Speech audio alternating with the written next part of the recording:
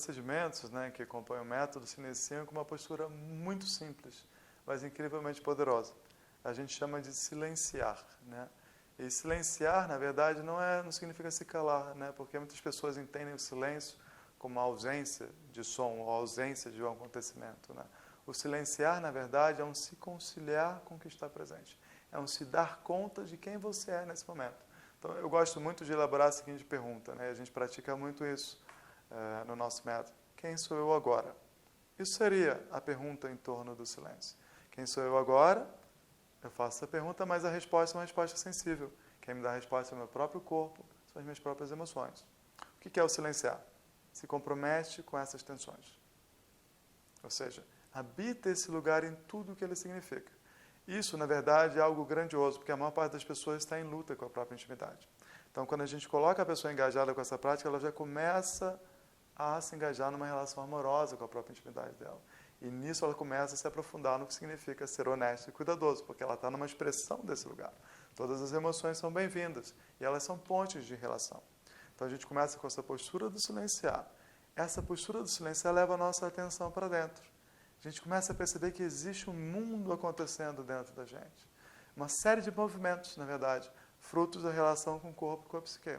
Então, através desse silêncio, você vai começando a perceber esses movimentos e você vai confiando no sentido de deixar que eles movam você. Então, esses movimentos eles não são destinados, durante o processo, a construções do desejo.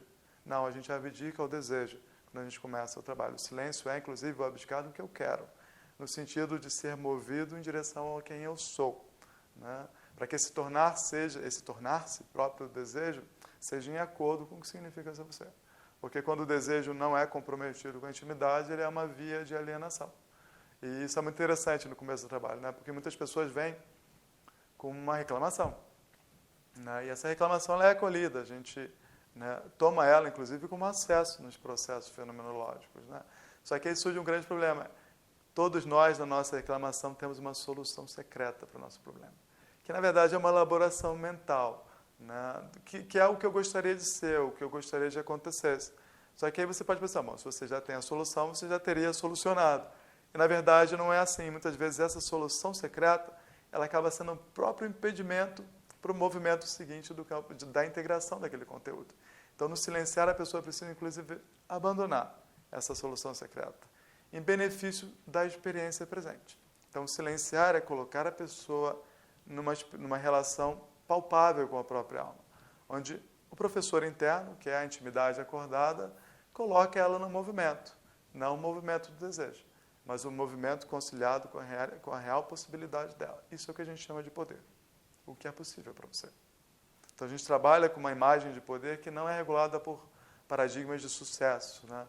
No nosso trabalho, a gente não tem uma imagem paradigmática de quando você se forma, você tem que chegar nesse lugar. Não, você tem que sair sabendo praticar o método, mas a sua transformação ela é única. Ela depende, efetivamente, do que você faz de você.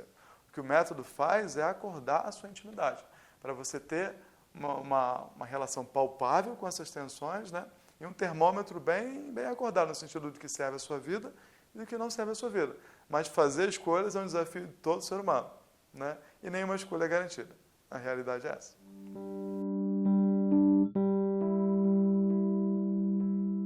É você perceber o que está acontecendo com você, o que está dando suporte à sua consciência nesse momento.